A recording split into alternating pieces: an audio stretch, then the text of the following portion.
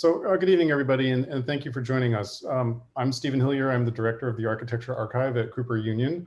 I want to welcome you to tonight's lecture, A Building You Should Know, the John S. Chase Residence, to be given by our School of Architecture alumnus, David Heymann. This program is being held in conjunction with an online exhibition of the same name, which focuses on the architectural design by John Saunders Chase for a modernist home for his family in Houston, Texas, as well as a subsequent addition to the house 9 years later. It's an important work of architecture that until recently has largely been overlooked. The exhibit also highlights some of Mr. Chase's other architectural works, almost all of which are located in Texas. One of the things I really appreciate about this exhibition is the fact that we are able to shed light on the work of an architect who might otherwise be unknown to us. And that's really largely due to David and his team of graduate students at the University of Texas School of Architecture, who conducted a great amount of research on the Chase residence. Through the study of a handful of preliminary drawings, photographs, and a meticulous survey of field measurements, David and his team were able to capture the essence of a house that the Chase family described as constantly in flux. The team was also very fortunate to receive an extensive oral history from the family and from some of Chase's colleagues, former colleagues. So a little bit about John S. Chase. He was the first African-American to graduate from the University of Texas School of Architecture in 1952, receiving a master's degree. He became the first American registered architect in Texas 2 years later, but only after successfully petitioning the state to allow him to take the licensing exam after no architecture firm in Houston would hire him, and he sought employment at 20 of them. He would go on to build a thriving architectural practice, becoming the first African member of the Texas Society of Architects, as well as the Houston chapter of the AIA. Over the course of his professional life, Chase and his wife, Drusy, would become prominent members of the community. And although largely overlooked within the discipline of architecture at the time, the Chase House, a private residence, became known as an important gathering place. As you will learn tonight, the home was not only an architectural gem, but also a personal, social, and political landmark. And a little bit about David Heymann, who is a fellow of the American Institute of Architects, an architect, author, and the Harwell Hamilton Regents Professor, Harris Regents Professor in the School of Architecture at the University of Texas. His focus is the complex relationship between constructions and landscapes. David is the author of My Beautiful City, Austin, and with Stephen Fox, John S. Chase, Chase Residence. He's a contributing writer for Places Journal, and his essay, Landscape is Our Sex, received the 2012 Bradford Williams Medal. His architecture work has been recognized with various design honors, including selection for Emerging Voices by the Architectural League of New York. He is an AIA, ASCA Distinguished Teaching Professor and has received numerous teaching awards, including recognition by DesignIntelligence in 2017 and 2018. As I mentioned earlier, David holds a degree from the Cooper Union and also Harvard's GSD. And I just want to take a moment to thank David for introducing us to the work of John S. Chase and for his collaborative efforts on the exhibition. It was clear to us that a great amount of dedication and determination went into this effort, and we are grateful that David reached out to the school to share this work with us. And I want to also thank my colleague, Chris Dirks, for his careful work in assembling the online exhibition. So once David concludes his lecture, we'll move to a conversation and Q&A moderated by Dean Nader Tehrani. And if anyone has questions during the talk, please feel free to type them into the chat. So I'm going to turn it over to David. Sweet, thank you, Stephen. So I think that what I'm going to do, I'm in Colorado right now, and I realize this very strange background isn't worth looking at. I'm going to go ahead and start sharing screen right away, we'll leap in. So let me do that to get things going. The talk tonight actually should last about 50 minutes, maybe 50, 55 minutes or so. And what I want to talk to you about is this. First, actually, let me start by thanking Stephen and Chris Dirks for all the kind of back and forth helping getting this all set up, and to Nader Tehrani for the invitation. I really appreciate it. I sent Nader the book. Literally the next day, he sends me a thing going, "We got to come give a lecture about this. This is great. I really appreciate it." I'm really grateful for the chance to come speak at my my alma mater. It's a tremendous honor. What I want to talk about tonight is the architecture of this remarkable house, which was built in 1958 on the left, the kind of first version of the house, and then modified really dramatically in 1969.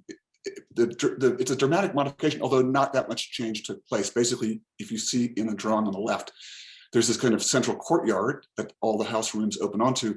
And then in 1969, that whole thing, I'm sorry, 1968, that whole thing was kind of filled up and turned into a kind of great room. Those two transformations. And there's three things about this house, I think, that make it noteworthy as a kind of landmark. I mean, one is, Stephen mentioned it. I mean, between the 1960s and 1990s, if you were anyone in left-wing politics or civil rights in Texas, you at some point in time were at a party at this house. I mean, every kind of major kind of political figure, and then all kinds of figures associated with the politics of the state and the region as well, and outward. I mean, actually, John Chase's son, for example, was Barack Obama's roommate in college. I mean, it's just tremendously kind of deeply interwoven family in the kind of politics and sociopolitics of Houston and Texas in the United States. And then the second thing is what I think Stephen also mentioned. There are a lot of things about John Chase that are quite remarkable. He was first Black student at UT in the School of Architecture, the first to become licensed, the first to become an AIA member, the first to become an FAIA member. He also went on to found one of the co-founders of NOMA, the National Organization for Minority Architects, and founder of many of the chapters. NOMA is the student organization. First African-American to serve on the U.S. Commission of Fine Arts, appointed by Jimmy Carter at a crucial moment, actually, at the moment when the Maya Lin project came to the vote there in front of the commission. And he was the first to serve, first Black to serve as the president of the University of Texas Ex-Student Association. All of those things are astonishing. He was, probably his wife said, he was a natural born progressive, which I want to talk a little bit about. I mean, I think progressive at that particular point in time, especially with regard to architecture, meant something slightly different than what it means now. I think that whole generation of modernists were committed to prototypical solutions for things, as opposed to kind of one-off solutions for things. So many, especially for younger architects, many of the kind of ideas of what make this house progressive are slightly more subtle. They have to do with kind of distinctions, fine distinctions in some cases, between the way this courtyard, for example, laid out, as opposed to similar houses at the same time. Let me go on to get I want to mention, hold on one second, I think I skipped over. I want to mention briefly why I was interested in this project. I mean, this is not my subject. I mean, my subject, I write about constructions and landscapes, and it's kind of really difficult, problematic relationships between those two things. I was given the task, the Houston Public Library had done a kind of terrific show about John Chase, about his life, not so much his architecture. And since he was a powerful alumnus of the university, had passed. Our dean saw the show, wanted to bring it to the School of Architecture, gave that task to me. And I have to say, I wasn't particularly interested until I was flipping through the kind of catalog of the show, and I came across this photograph. There's this, the photograph is, some of you of a certain age will know Mickey Leland in the middle, very powerful congressman from Houston, one of the first minority candidates elected to the Texas State House of Representatives. And then in 1978, the first minority candidate from Texas, one of the group of minority candidates elected to the U.S. House of Representatives from Houston. And here, this photograph actually taken in 1978 at a party celebrating his victory. And 1978 is the year I graduated from high school, right? So this is a really important figure for me. I mean, Mickey Leland. I mean, Houston, not the most racist city in the South, but that's just a matter of degree, right? And within the kind of discourse of the kind of community I grew up in, which my father was a professor, I grew up in a largely liberal kind of white. I mean, Mickey Leland was a kind of hero. And so to see that, come across this photograph, it could have just stopped me cold. And then on the right side of the photograph, cut off by the frame, is Eleanor Tinsley, who was a very influential council member in the city of Houston, who had been kind of a seminal figure in the kind of integration of Houston schools. So just there she is. And then there's this woman on the left who I don't know, but I'm assuming is a Chase family member, and it turns out to be Sandria Chase, the daughter, third child of John and Druzy Chase. And here they are inside this great room. And all of a sudden, the kind of idea that this house kind of put together all these different kind of elements, not just for me personally, but just like within the house, the architectural, the frame in which the social and the political and the personal are all bound together in this kind of a remarkable space, suddenly made the house really, really, really interesting to me. That said, there weren't many drawings, as Stephen mentioned, of the house. In fact, there were none. The second version of it, the second version, Chase would meet every morning with the builder and draw on the floor what he wanted to have happen.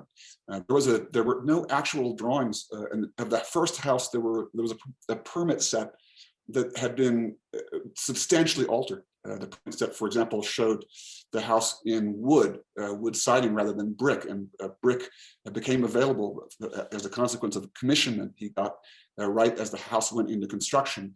And so the permit drawings didn't really have a particular relationship with it. So we set out to make because I knew a little bit about Chase, and I'd known a little bit about him. I was mentioning to Rob Rogers when we were at Rice, I remember being in a history class and someone asking about African-American or minority architects. And the professor who was teaching that course saying, yeah, there's this house at John Chase House in Houston. And someone asked him, do you have a photograph of it? No, there's no photographs of it. And then, then I moved to New York and it kind of fell away, and then came back to Texas as a professor. Chase was, again, a powerful alumnus of the School of Architecture. And it was always this thing that out there was this amazing house. No one knew it, or it was just not known, and it had never been published. And so I set out, as this exhibition was coming to the school, to draw the house in a way that we could share it. So that it was, and also part of that was kind of inventing a kind of way of drawing. Because for a number of reasons, I mean, the primary one is that this is, by the way, the two kind of cross sections, the first version of the house, 1959, second version of the house, 1968. The two versions of the house, the primary reason it was constantly in flux, like Chase was always changing things. Here, for example, he built this spectacular smoker in his backyard, this kind of small masterpiece in brick. He was constantly adding plants, changing them, re-landscaping the entire, rewiring, putting up lights, building furniture, tearing stuff out. There's no fixed condition for the house. And actually, that one of the things that we set out to do was invent a kind of a format or way of representing the house to where that particular idea of its factual nature shifted from a kind of dimensional condition to a condition in light, or a condition of particularly a quality of space that the house had. So I'll mention also that then that led to the publication of this book, which if you are so inclined, I'd be grateful if you buy it. We'll come back and talk about that maybe at the end here. I want to mention, as we get started here, a couple of things. I mean, the first thing I want to talk about is voice, my voice. I mean, again, I'm a 60-year-old white man, and I feel like I cannot pretend to speak with any authority about John Chase's reality, the reality of his family, beyond what they have conveyed to me. But even then, I feel like that is just a very small portion of what I can talk about. I feel like in many ways, the story of this house is not my story to tell. It actually just fell into my lap, and I had the means to tell it. And so I think that's a crucial thing, but not the crucial thing. So what I want to talk today is about the architecture. That is to say, I want to talk about if you look at the architecture and you reasonably make assessments about how it structures experience, what kind of conclusions you can begin to draw about experience, to the extent that I've had those confirmed by members of the family that I spoke with. So here's John Chase with his two sons in 1959, Anthony on the left and John Jr. on the right. This is literally the move-in day. You can see very charming on the right side. There's his wife, Druzy, taking this photograph. We'll see the companion piece in just a moment. And this is a great photograph to me. I mean, it's a very proud man, quite justifiably. I mean, on the one hand, having a home is a big deal. We think of house ownership as a kind of moral right, but in the mid-century in the US, the kind of percentage of people who owned homes was actually not that large, and it was kind of increasing things. So to have a home itself was quite a thing. And then obviously as an architect, making your own home is a particularly big deal. Those of us who are architects know how difficult it is to actually accomplish your own damn house. You'd think the thing that would be a given, but it's actually quite a commitment. And in this case, I think the third reason I think that Chase may be proud here is that he's made a kind of commitment to a certain progressive vision for what the house might be. And then fourth, I want to note that there's another reason that Stephen alluded to it. I mean, this is an extraordinary normal photograph. I find it remarkably charming, but I think the normalcy of it is really misleading. I mean, the roadblocks that Chase had to get to actually be at this point. This is 1959. He graduated from UT in 1952, spent 2 years trying to become an architect, get interned as an architect in Houston to no avail. Petitioned the state, 1954, became licensed. 5 years later, he's built his own house. I mean, this is a kind of staggering series of accomplishments that are actually worth stepping back and kind of taking note of. I mean, here the fact, as I mentioned, that the house is clad in brick is actually kind of indicative of this other thing, that success of Chase's own career. So Chase's career is coincident with the kind of rise of a middle and professional class, or expansion of the middle and professional class of African Americans in Houston, and actually across the country, but particularly in Houston. Chase began his career as an architect already before he was licensed. When he and Drusy moved to Houston, they did this really Herculean thing.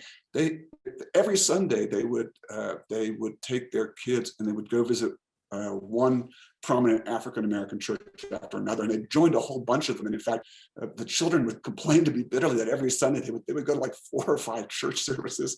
But in so doing, Chase, who was an affable man, very gregarious, they set about meetings in kind of entire professional and middle class and growing middle class in Houston, and they landed right smack in the middle of a void. There were no Black licensed architects in Texas, and in fact, Chase was the only Black licensed architect in Texas for 10 years. And then, as a separate note, almost every other Black licensed architect for the next 40 years came through Chase's office, which is quite remarkable. But here, I mean, he got a lot of church work. I mean, he through that, and here, very beautiful drawing from 1954, the year that he got his license, the first Shiloh Baptist Church. He did a series of churches. I mean, here from very kind of small Boynton Methodist Church in Houston, quite a beautiful, modest building, to some kind of less modest, perhaps, buildings. This is the David Methodist Chapel in Austin. You can see, of course, the influence of Wright here. Very clearly, Wright was the architect that Chase most directly looked towards for inspiration, although you see in the house that isn't quite the case. Chase already got work before, as I mentioned, before he was licensed. I mean, here, this building from 1952, the Colored Teachers State Association building in Texas, a beautiful photograph by Brent Humphreys. I mean, Chase got these commissions and he undertook them through a number of means. I mean, legally, he had, there were a series of white architects and engineers who kind of behind the scenes would help out, particularly an engineer in Houston named David Baer, who would sign all of Chase's drawings until he became licensed. They became lifelong friends, but Chase just dove into this stuff. This is 1952. I mean, he's just graduated from the University of Texas. He was doing the drawings for this building while he was at the University of Texas as a graduate student. But he knew construction. He had an undergraduate degree in architecture from Hampton, and then had decided to move into a part of the country where there were no architects. He specifically kind of chose to move to Texas, got a job with a construction company that built houses, kind of modest to above modest houses, mostly for Black families in Austin. So he was both the kind of architect and the kind of contract drawer and the kind of contractor and the kind of overseer of construction. I mean, he fundamentally knew construction in a kind of extraordinary way. I mentioned that had this kind of effect when he renovated his own house, that he didn't really need the drawings to be made in order to actually get the house done. He would meet with the builders and actually tell them more or less what he wanted to accomplish. Here, one of his kind of stunning houses in Houston, Ray Wilson House, 1958, 1959, roughly the same time, beautiful photograph by the architect Ben Cush, who gave us a tremendous amount of information about these houses in Houston. Here, this kind of slightly later 1960s house. I've got somebody's sound on. The computer is signed in under my name. If you want to just sign out, I'll leave it up to you. It's no big Sorry deal. about this. I'm trying to find them. No worries. So this is actually a kind of landmark. Okay, we're all good. People who know Austin well know this house. That you drive down MLK Boulevard and it sits there.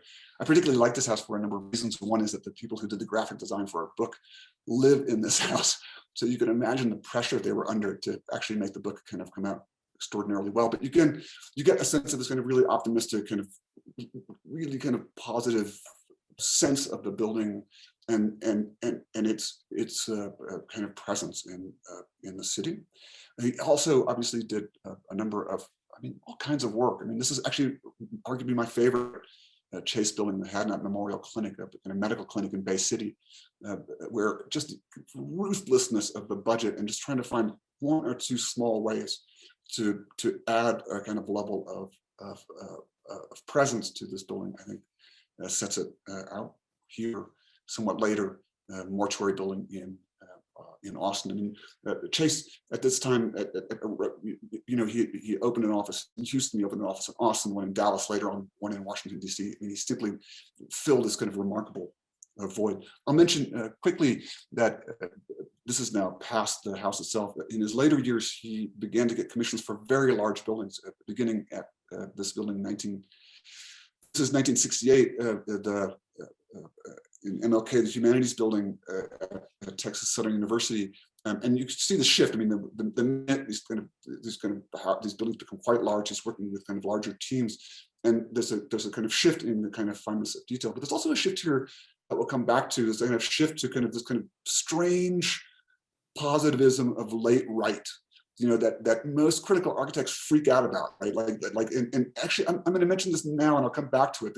That when you talk to architects, they're like, the first house was really nice, but the second house just went over the top, right? It went all out into this kind of whacked out kind of right. But I actually disagree with that. I actually think this is a very conscious decision to kind of shift into a kind of populist language that is arguably more approachable. You see it.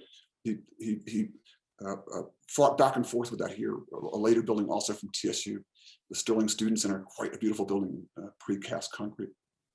And then some of the kind of collaborations are quite remarkable. Here with Paul Rudolph at Tuskegee Administration Building, we looked obviously a lot at Paul Rudolph's drawings, and particularly the drawings we could find of this building that he had done with Chase. But back to the house. So here's the companion. This is the companion photograph of the day they were moving into the house. Here's Drusy Chase, who just passed away in January. There you can see John Chase in the window. And I have to say, this is arguably my favorite photograph of all time of a client. Like this is a client for a house, like looking at the architect going, yeah, maybe, we'll see. I love it. I love everything about it. Drusy told me this really great story. She said that first of all, she said that she and John, they never thought to buy an existing house. They always knew that they were going to build a house, and they found this lot in a kind of quiet cul-de-sac, in a kind of stand of loblolly pines, in part because loblolly pines indicate good drainage, but also because Chase himself was fascinated by trees and plants. We'll come back to that in a moment. She totally entrusted the design to John. It's really kind of phenomenal. She asked for one thing. She asked for a narrow kitchen, and then she didn't ask to see any drawings or models. the first time she saw the house was when the walls had been framed, and he took her to the house, and she broke down in tears. And I'm like, because you were happy? And she goes, no, I was really pissed off. I mean, he took me to a house, and he took me inside the house, and I could not remotely understand how this house was going to function for us socially. And I have to mention here that John and Drusy were already deeply involved in kind of African-American culture, business culture in Houston, political culture in Houston, and they saw the house as this tool in a way that they could use to kind of further their ambitions, particularly in the community. And so she imagined that this house was going to be this kind of remarkable kind of house in which these functions would occur, and instead she couldn't see that at all. And that in part had to do with the plan. Like this, here's the plan of that house. It's not now, I'd say, particularly radical looking, but at the time it was quite remarkably radical. You can see how it's organized. There's essentially a kind of central court that's open, and then all the kind of social rooms of the house, the living room, a kind of entry, kind of kitchen and breakfast room, kind of the dining room, and a kind of den, they're all open onto that courtyard. And not only that, the only way you can really get from one to the other, this little narrow corridor, which is essentially too tight for a group of people to move. The whole idea is that you move through this courtyard, and the courtyard is this kind of thing that binds all of these realms together. At the time that was made, there was no other house like that in Houston, and very few other houses like that in the US, modern houses like that in the US. There are more now, obviously, but at the time it was made, it was a thing, a kind of prototype that when Drusy first saw it, she just couldn't see how it would remotely function. It's quite profoundly radical architectural idea. Let me show you some of our drawings. This is what that courtyard looked like. You get a sense of how it's kind of a strange, kind of lovely place, actually quite large. I mean, it has in the middle of it, it's kind of round planter. In the middle of the round planter, it has a koi pond. The planter actually goes down to soil, which is one of the kind of remarkable consequences of building in Houston and not worrying about waterproofing, actually letting the thing drain to the ground itself. But each of these kind of rooms kind of opening into this kind of point of strange, kind of removed space, very much, I think, isolated from the street, opened up more precisely to the sky above. The rooms around it actually were quite normal. I mean, here's the living room. They were quite large and air conditioned, sized for a large number of people to be there, and actually quite dramatically contrasting in a way with the courtyard. And so when Drusy was there, she was like, these are the parts that are going to function, but all this space which is given over this courtyard, the largest room in the house, is, John, it's just insane. There were some inventions that she told me she did really appreciate. This is one of my favorites. This is a photograph of the breakfast room, the kitchen beyond, and on the left you can see a bar, and in front of the bar there's on the left side you can see there's a bookshelf, and that bookshelf is actually on rollers. And Drusy told me this story. She's going, they were Baptists, right? And so whenever the ministers came over, they would roll that bookshelf in front of the bar just to make sure that. But even then, she said it wasn't rolled close that much. You know, like even then they didn't.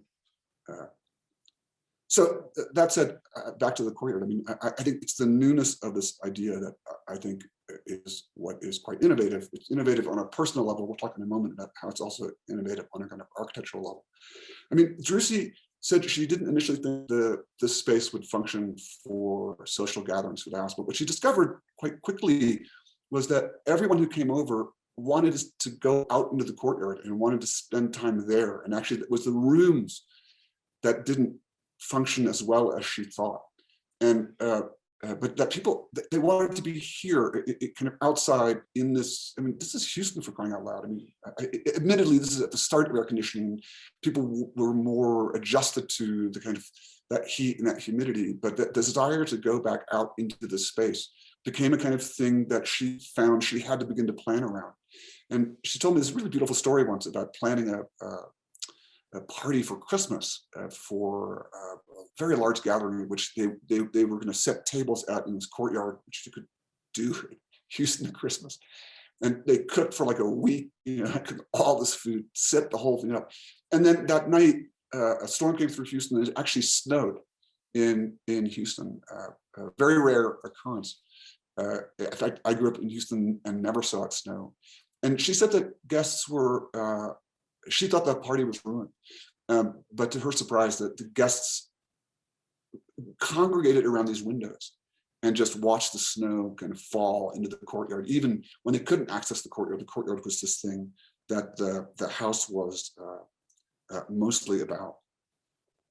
I'm going to go aside a little bit and talk about not just on a kind of personal level, but architectural level, about how this courtyard is innovative. I want a little bit, especially for the architecture geeks here, about the history of courtyard buildings in modern architecture around this time.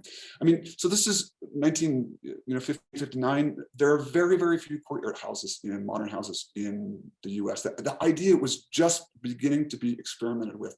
There were a couple of standout courtyard houses that had been built, but mostly there were very few. There was a 1957 article in Architectural Record, actually, by Ian McCarr, calling out the potential of the courtyard in city houses and urban houses as a kind of way to solve a series of problems. But even then, he had very few examples to show. And here you can see that the newness of the idea. Here's Kahn. This is the Goldberger house. You know, this is here. Kahn later in his life obviously became a master of courtyards, but here you've got to say the use of that courtyard is incredibly naive and bad. Like you walk into it and then you circulate around it and then it's gone. It's gone from the rooms. It's this kind of one-off kind of moment of uncertainty. What do I use it for? Do I use it for light? Do I use it for gathering? Do I use it for circulation? Here, primarily it's used for circulation and for some way to give this kind of one-story kind of expanding house some kind of balance. But even then, the house is primarily kind of focused outwards, which is obviously the want of a kind of long history of American houses, given the kind of relationship of mass to land. I mean, there are so few examples of the examples that exist are well known. If you ask people about modernist courtyard houses, they scratch their heads. Well, there's the Neues 2 house, the Neues house in Connecticut. This is a sketch that Fred Neues sent of the Neues house, which is really a masterpiece. Same 1954. I mean, extraordinarily well-known house. But even then, you see again the court here in the center, circulation around it. It's primarily a kind of light source for the kind of social rooms and a kind of means of circulation between the kind of social rooms and the bedrooms, kind of private rooms. And then even then, the kind of yard itself, it's a little bit uncertain, like what it is. You know, like, is it a place that you play? Is it a place that you look at? How is it used? Is it used at all? Is it a thing that you look at more than anything else? There gradually over time, three kind of modern courtyard house types evolved in the 1950s. This is the first type. It's actually the earliest type, and this is a very, very early example. This is the Ash Street House, 1943 by Philip Johnson. Many of you know this house, inspired obviously by Mies and by Miesian courtyard houses. This was a house that he did as his thesis as a graduate student at Harvard, and then because he could, he built it as his thesis, which still there, quite remarkable. But in that kind of first courtyard type, basically a wall is pulled out and a larger area of space is enclosed and incorporated within the house. And it's in part a reaction to the kind of window wall condition of modern houses, which leave the house vulnerable. And this is a kind of very smart way to kind of deal with it, since the waterproofing problems of this wall are not the same as any other kind of courtyard. You make it appears to be an extension of the wall of the house, but in actual fact, it's its own construction. And it does two things. It gives you privacy, and it also blocks out less than stellar views. This is why actually a lot of modernists used it, especially in those kinds of modernist developments. Like in Houston, there were already some where there were developers who were building kind of many, many small modern houses, and they would invariably have this kind of courtyard to block the less than stellar views that you had in these kind of very tight kind of suburban conditions. The second type of court that developed is this kind of internal light well. This is again Johnson. There were less of these than that kind of first kind of perimeter wall court.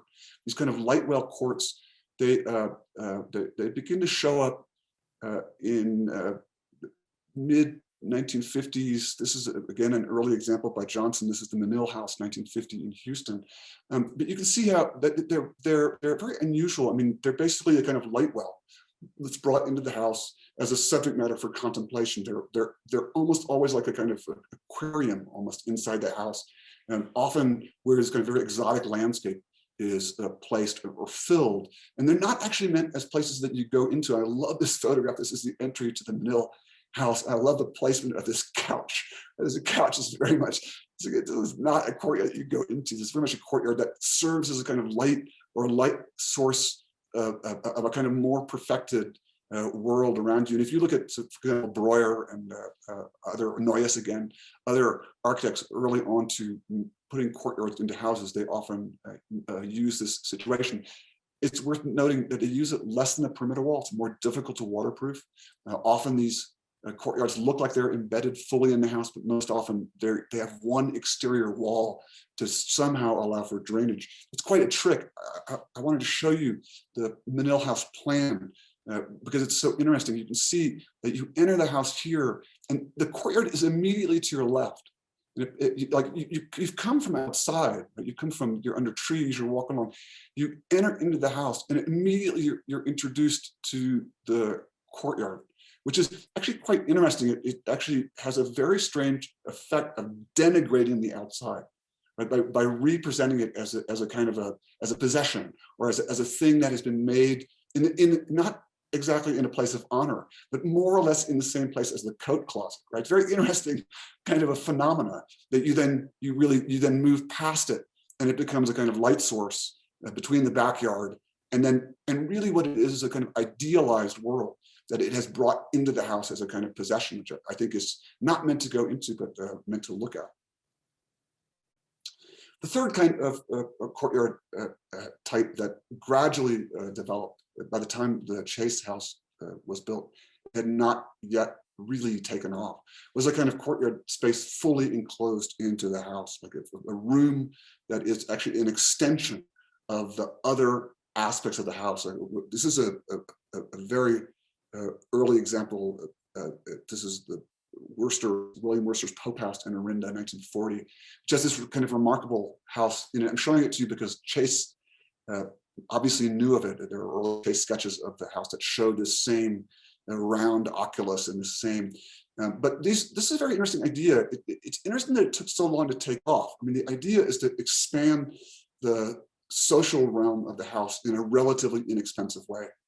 And it has a couple of indications. I mean, one is that it indicates that the idea of a larger room inside the house was perhaps not the way that Americans were thinking about how that realm would expand. And actually, especially we'll see in a moment, in California in particular, where everyone thought that the social life of the house would expand was to the backyard, rather than needing more space inside the house. What you needed was more backyard than not. But that idea of making kind of small house feel larger and extending its active social realm is this kind of third idea of a courtyard that developed in the modern era. There were in Houston not many of them. I mean, by the time the Chase designed his house, there were perhaps two. This is one of them. This is the Cullinan House by Cowell and Newhouse, completed in 1953. And this is, you can see here, there is a kind of courtyard embedded in the middle of the house, but you can also see that because of the way it's laid out on this axial line, and then because of the rooms that surround it, which are primarily bedrooms and service rooms, it's really meant as a kind of way to get you to the kind of public rooms, a sequence of the public rooms that again look out onto the backyard. It's not really a thing that extends the realm of the usage of the house so much inside. Where that idea really kind of developed was in California. I mean, the idea of the kind of courtyard kind of embedded inside the house began really with the Eichlers, the various architects who worked for Eichler, so Quincy Jones and Anshin and Allen, really in the mid-1950s to late 1950s. And they developed for a really weird reason. They were trying, like Chase, to find kind of prototypical kind of formats by which you could build relatively inexpensive modern houses so that people of lesser means could obtain them. And the particular way, actually quite interesting, the way these courtyards developed was they were trying to figure out what to do with cars, which they felt like if you're going to make this kind of beautiful thing, there was a question of where the car should go, and they didn't want to give space over to making a garage. So this is a Quincy Jones house. I mean, here he's was trying to figure out a way to embed the car inside there. And by putting the carport in, he realized he could get more light into more rooms and actually generate a kind of layering inside the house. The first then of their enclosed Eichler plans, and this is arguably the first enclosed modernist house courtyard in the United States, 1957, the E11 plan by Anshin and Allen, and you can see it's really, again, that space that's just been kind of closed off. The garage has been pulled aside, and here the kind of rooms have been strung all around it. There's I want to point out that there is an obvious connection, and it's clear that Chase saw these plans. And Chase, I want to note that the houses in Houston, Chase family members said it was actually quite difficult for Chase to go see the work of like-minded architects. He just couldn't get, he wasn't allowed on the job site. But he, as a consequence, devoured magazines and publications about modern architecture. And I'm quite certain he saw this plan. Here you can see it compared to the Chase house, so the 11 plan from 1957 on the left, and the Chase house plan on the right. And they obviously have this kind of kind of what seems to be on the surface is kind of remarkable kind of relationship. On the one hand, the relationship is it would seem to be that the plans are mirrored, and that again you see a kind of block of bedrooms along one side connected by a hallway, kind of open courtyard in the middle, but then things begin to change a little bit. And actually, I think it's important to understand the similarities. I mean, the similarities arise, I think, from this progressive impulse. And again, I do want to mention to the younger architects, like when you talk to architects of this generation, they're struggling with questions about a 14-foot versus a 16-foot span in available lumber and what that means to a house. And these very fine distinctions that allow for kind of changes to be made. But here, the distinction is actually quite remarkable. I'll show it to you here. The primary one is, and you have to look, it's a little bit subtle. So the primary one is, if you look in the Anshin and Allen house, you come in and you cross the courtyard to the living room, right? The proper front door is at the far end of the courtyard. And what you've passed are actually service rooms. You've passed the garage, the laundry, the bar, a series of bedrooms that open outwards, not onto the courtyard. And really, it's not until you come to this point that you arrived in the house. But then using roughly the same dimensions, and here are the consequences, very simple consequence of pulling the garage out. At the Chase house, you actually enter inside, and then you come to the courtyard. And actually, before you come to the courtyard, you entered into a series of social rooms. The courtyard is the thing that you come to, rather than the thing that you pass through to get to. And that idea, again, this is a subtle idea of progressive and a subtle idea of proposing an alternative type, right? That idea is absolutely radical. There's not another house like it in the United States at the time this was built, which I just think is really exceptional. I mean, here's the thing with those Eichler houses. The Eichler house, the courtyard is really imagined as an extended threshold, as a thing that you move through in order to get to what for Eichler was the crucial space of the house, the backyard. This was the space where the family actually invented itself, was in the backyard, and getting to that point, being able to kind of look out over it and having the kitchen look at the backyard. Those were the really crucial aspects of a house. But that idea of layering into this kind of relatively inexpensive house, this kind of tremendous sequence of thresholds, and then double functioning them to use light, was the kind of thing that made these Eichler houses so particularly special. I'm sorry. At the Chase house, the idea is far older. Obviously, this is a Roman courtyard. The courtyard is the important place you come to. It's the mysterious center of the house. It's kind of its own room. It's not an extension of the world. It's really its own world, an invented world that often in this kind of remarkable landscaping tells these kinds of different stories about the world that's being invented. It's definitely an extension of the public rooms all around it, which is really crucial. Eichler called those early courtyard houses atrium houses, but this is actually an atrium, right? The idea of a room that's in the center that is an extension of the kind of public life of the house. Also a kind of window to the sky. A very old idea, but very, very radical in the modern era, and certainly radical in 1959. And coincidentally, Eichler himself, beginning in the 1960s, beginning with his own house, Eichler built his own house this way, and then began offering these kind of embedded internal courtyard houses similar to Chase's. So when I talked to Drusi and I asked her about the kind of motivation to build this kind of remarkable removed court, she told me that it was primarily a kind of practical thing. It was kind of a place that was safe for her sons to play, and they rode their bicycles furiously around this fountain in the middle. I mean, that's one of their favorite memories. They would sometimes bring their tricycles inside the house and try to ride around the kind of, and then they would be kicked back into the courtyard, but riding furiously around that space. I actually proposed to her a kind of alternative theory, because it just seems to me that, you know, the idea of just saying, well, I'm going to make this largest house, or this largest room, and it's kind of most radical thing, as just a solution for the safe place for my children to play, it strikes me as not fully the whole story. And I proposed a thesis to her that she didn't disagree with it, which I appreciated.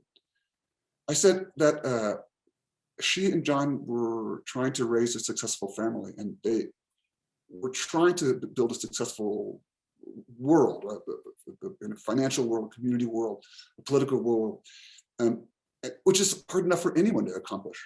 But their doing so required this kind of remarkably tiresome negotiation through the kind of complex minefield of the public realm, in which kind of arbitrary power was decidedly and emphatically not in their hands and often allied against them. In that sense, to my mind, the idea of a kind of place inside the house that you could withdraw to, that was disconnected from the world, made all the sense in the world. And in fact, there was this kind of remarkable quote in that 1947 article in Architectural Record by Ian McCarr. In the courthouse, the individual has freedom for personal expression, which cannot obtrude on the public. It's kind of remarkable kind of statement. So Chase had to, eventually the house, the needs for what had to happen in the house made this, the size of the courtyard unpalatable. They needed more space to have larger gatherings and to make these kind of gatherings bigger. And if you talk to the Chase children and Drusi before she died, they all prefer this version of the house, though. I mean, Chase was experimenting constantly with plants, and he ultimately settled on these kind of very large leaf cycads and bromeliads and so forth inside the courtyard, and it was a dark, beautiful, humid space that people would go and want to be in. And the children always describe it as this kind of like remarkable thing. I think you know, our word for paradise comes from the Persian for walled garden, and if you talk to the Chase children and Drusi, they describe this courtyard as paradisical and golden, and it had this kind of profoundly strong and long memory for them. Even though they ultimately abandoned it later in his life, Chase proposed to Drusi that they build another house for themselves in Houston. And when she asked him what the house was that he wanted to build, he just said he just wanted to rebuild that first house all over again, exactly the way it had been built, but somewhere else. Just leave the second house alone. But in fact, they changed the house. I mean, they had to do so. There were a number of reasons. I mean, obviously, they had all of a sudden 3 grown children. Sondre was born in the house, the first house, but by the time 1968, the boys were teenagers. They needed space to play. They needed to have friends over. Chase and Drusi were hosting increasingly large, increasingly important kind of social and political and community meetings inside the house, including business meetings and so forth. And he wanted very much for the house to serve to that end. And you can see the essential change that he made here. We'll talk a little bit more about it. I'll take you through the plans. So you can see here's now the ground floor on the left and the upper floor on the right. Not a whole lot was added. You can see on the upper floor, there's a bedroom facing here on the lower left side of the upper floor. Home office, which Chase needed, but it turned out he never used it. He'd always kind of worked in the den He built himself this office, and then he promptly used it as a storage space because he liked to be in the middle of this kind of family activity all around him. And then it's worth noting also by this time, 1968, he was drawing less and negotiating deals more in that office. But what he really wanted was this big playroom up there, this kind of realm for the children, near a pool table, ping pong table, be part of this kind of larger social life of the house on the upper floor. And then on the ground floor, you can see again, not many changes have been made. I don't have the comparison plans, but I'll tell you essentially the courtyard walls have been taken out and then replaced with steel columns. And then the courtyard has been filled in, although the plumbing has been used to build these kind of strange planters in place. And that's about it. I mean, there's not actually a whole lot of other changes that have actually gone on. Now, the change is primarily in section. I mean, here you can see the kind of first section. Sections are taken in the same space, a section on the left through the courtyard, living room on the left, the kind of courtyard down on the right. And now that space in the new house on the right is kind of extraordinarily kind of expanded. The atrium that goes up includes this game room with this kind of strange tilted roof. I want to come back in a little bit to this very unusual decision to make this tilted roof, which runs water back to the middle of the house. I mean, obviously, architects make butterfly roofs, but this is a very unusual one. And that you can see then the kind of all of a sudden the kind of hierarchy where before courtyard didn't really have a kind of dominant hierarchy inside the house. Now this space very much the epicenter of the house. Here, the two views that we made taken from the same spot. So the courtyard on the left, this kind of perspectival view into the rooms. Now, same view on the right, exact same location. You kind of get a sense of this kind of tremendous transformation that took place without drawings, which I just, to this day, blows my mind.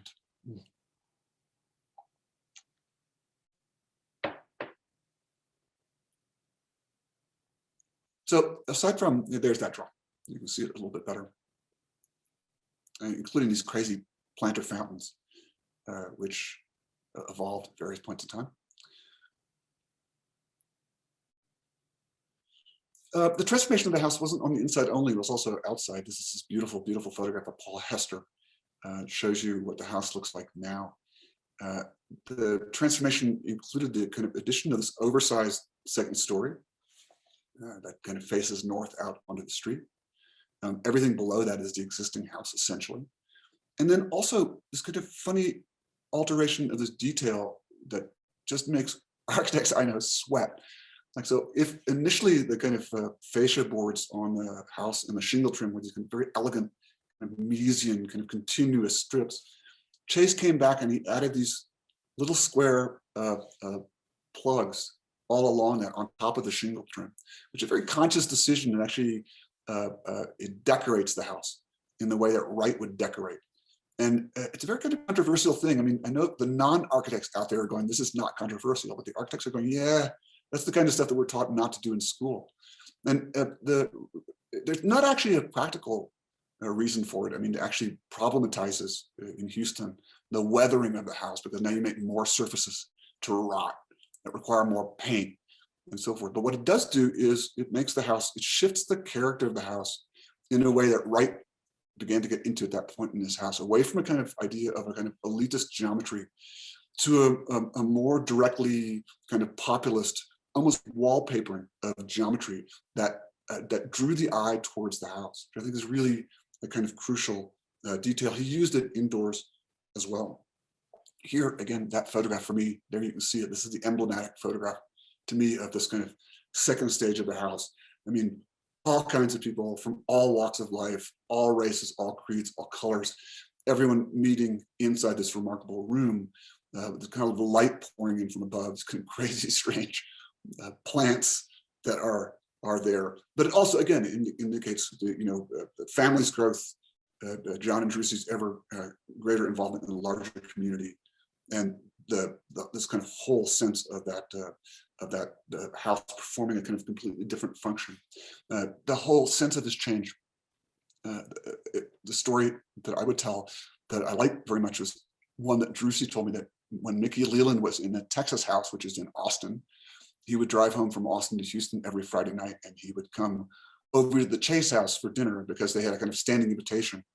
Drusy Chase made crab cakes every Friday night, and he would arrive just in time for crab cakes to be there. He would pull up a chair under this kind of chandelier. The one thing that Drusy asked for in the renovation was this chandelier, hung over a big dining table. And at that table, when he pulled up, he would meet not just his own constituents within his district, but then people from all walks of the kind of business, social, political, cultural life, not just of Houston, but of the state and the country. So that whole idea of the house shifting its function from this kind of great central room being a kind of place that you withdrew from the world to a kind of place where you came to find the world, which just strikes me as this truly remarkable change.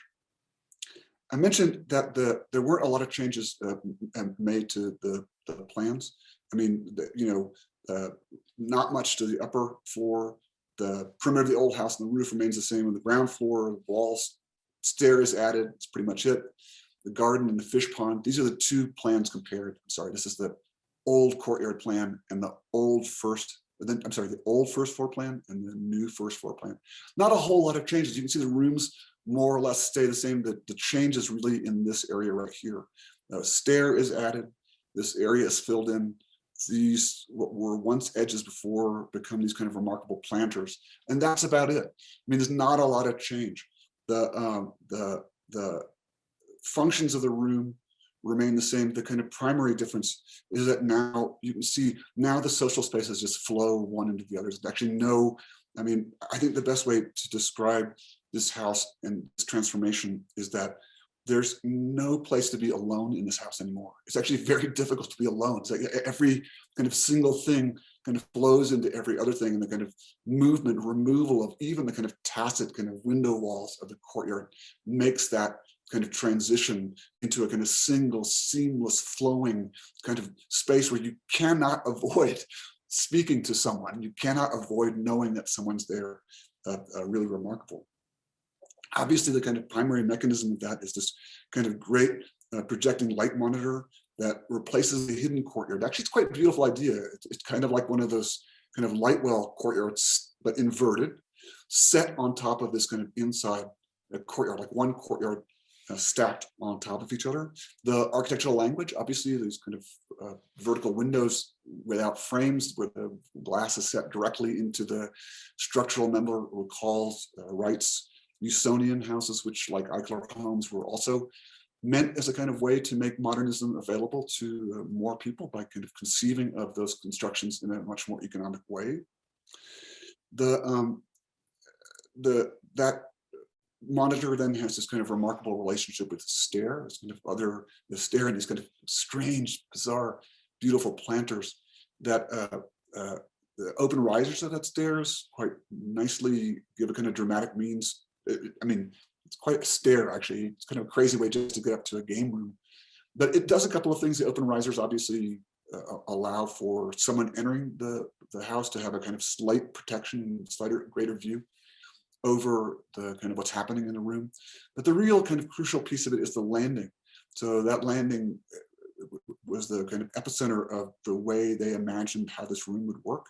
And it became the kind of platform from which Drusy and John would speak to these kind of larger assemblages of guests, or would have their prominent guests come and speak. And those prominent guests, the kind of list is absurd. It's Thurgood Marshall, Muhammad Ali, Harry Belafonte, Gregory Peck, Vernon Jordan, Ann Richards, Lloyd Benson, John Connolly when he was still a Democrat. This is before he traded out. Yeah, so I mean, that idea that this kind of house, that stair, it serves a kind of practical purpose on the one hand, but really its purpose is this kind of performative one that begins to get at this kind of larger question of the kind of transformation of that room.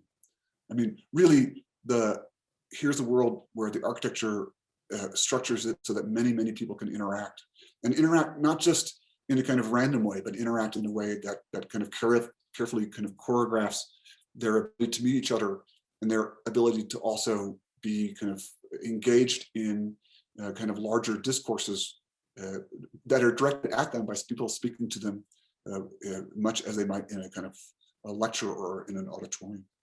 And they did this kind of, I mean, I have to tell you that in the research, we found no drawings And we found very few photographs of the architecture. What we found were photograph after photograph after photograph of parties. I mean, I just loved it. I mean, just photograph after photograph after photograph of people kind of just, one after another in the house, using it in different ways, jazz combos or with church sermons or with, you name it. The house kind of served this kind of remarkable capacity within the city. So it's tempting to understand the architectural transformation Chase undertook in 1968 as the making of a great social stage on which to generously and efficiently enact the multivarious aspects of his and Drew's life, from entertaining politicians and clients to hosting community functions to gathering as a family or with business friends to mixing drinks at the bar behind the bookshelf. It's also worth noting that, I'm sorry, go back, that shift in the house also marks, I think, a kind of shift from to a kind of greater public certainty, not just a greater public activity, but a greater public certainty. I mean, on the one hand, the courtyard has been changed from this kind of introverted space. It's quite remarkable, kind of grand space. It's tempting to not read those things politically, but I think it's actually more interesting to read them politically. I mean, Frank Lloyd Wright, who was Chase's kind of hero, argued that in architecture there's in fact no distinction between the social construction of a house and the political construction of society. Here is the home of a happy and confident family, intent on succeeding as normal human beings in a world, in and despite a world in which the possibility of happiness and normalcy is and has been frequently, if not constantly, challenged. Though dated, in writing about the Usonian house, Wright said, quote, "Here the original comes back to say hello to you afresh and to see if you recognize it for what it was and still is, a home for our people, the spirit in which democracy was conceived, the individual integrate and free in an environment of his own, appropriate to his circumstances, a life as beautiful as he can make it, with her, of course," end quote. One last confident critical detail. So I noted to you that Chase did that weird thing with the butterfly roof, tilting it up over the great room. It has a couple of effects. I mean, too kind of lengthy to get into. One is that when you're in the great room, it makes the apparent depth of the house less great, so that you feel like you're in the middle of the house, which if you had a flat ceiling over the game room, would make the game room feel quite deep. But the other thing that it does, which when you look at it is actually quite strange, is it has the net effect of making this band of windows on the north street side of the house over large, which they are. They're quite fantastically large. I think that I mentioned to you the idea of confidence and the house shifting from or towards a kind of greater public confidence. And this is, for me, the other purpose of that slope. It is to make that upper glass story feel overlarge and far too tall. And the intended effect is here at night to turn the house into a kind of lantern within the city, which is, I think, very much what it was meant to do, and very much a kind of transition from its first iteration. So that's the Chase House. I'm happy to have had the opportunity to introduce you to it. I think it's a kind of remarkable landmark in not just historically or socially. I think it's a landmark architecturally. I hope you've enjoyed this introduction to you, and I'm happy to answer any questions you might have about it and carry on a conversation about it. I'm going to stop the share there. And thank you. Thank you, David. What an extraordinary house, and equally so, what an extraordinary introduction to it. You bring to it both the intimacy of the informality that you yourself experienced with the family, but also a formality that brings it back into architectural culture. I mean, there are many things that you point out, but I want to go to some of the most poignant ones. And it was exactly the same suspicions I had, is that for all that an individual, if you like, a sector of society did not have access to a public sphere, their only ability to create that public sphere was to create it within a kind of private realm, the courtyard as that place. I'm not sure whether I understood if you describe the neighborhood within which this was set. What were the demographics of this neighborhood? Who were they amongst? Were they embraced when they came to the neighborhood in the first place? And what was the immediacy of their encounter with the neighbors, which are, if you like, the first molecular relationship we have with politics, that of your brothers and sisters next door? Sure. So it's a really interesting question, and there's a kind of number of points I want to make about it. I mean, the first is that in Houston in particular, the kind of public realm for the African American community prior to the kind of making these kind of great interior rooms were churches. So there was already a kind of infrastructure of public space or available kind of space of conversation, space of community, and so forth. So the idea of actually carrying that space into your own house in a way is actually a really kind of profoundly kind of intriguing and radical idea, right? And imagining already the house not just as a kind of place that you own, but that built in it is a kind of component that is respectful of a kind of larger community. That said, the neighborhood that the house was built into is actually quite beautiful. Oakmere is the neighborhood, is between, if you know Houston, is between the kind of medical center and downtown. It had been a Jewish neighborhood from the kind of early 20th century onward. And then a series of developers in Houston built Sharpstown, Meyerland. They built a series of synagogues out west of the Loop. And that and the arrival of Black families into that neighborhood very quickly, very rapidly moved and transitioned that neighborhood in the early 1950s to a Black middle class, professional class neighborhood. So when they moved in there, arguably they were moving into a neighborhood in which they were already very much welcome.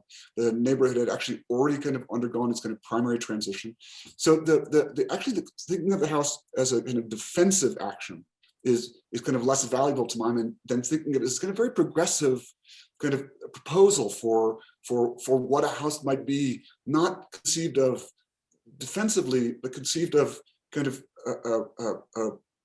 prototypically within a. I mean, it's a very interesting film about that neighborhood by a filmmaker named John Schwartz, and in it, Tony Chase is interviewed, and he mentions, yeah, we grew up in this great neighborhood. I never felt threatened. I never felt, this was our normal. This is as normal a place as you could possibly imagine. So I don't know if that quite answers the question, but it opens up this kind of other discourse, because it means that the house is actually doing something slightly different than reacting to. It's proposing. Yeah. No, that's absolutely clear. And but before I go too far into other questions, I do want to insist that Stephen, you're collaborating with me on this, so please interject at any point. You brought out many precedents in the context of courtyards, and I'm reminded that in each culture they are received in different ways, and they function in different ways. And you've just demonstrated that yet again. The Persian garden or the Persian court is at the end fundamentally different than what the Renaissance court is. And so the idea that we project formal affinities to ascribe to them similar meanings is actually not the case, that these things take on a completely different charge because of their social and political context.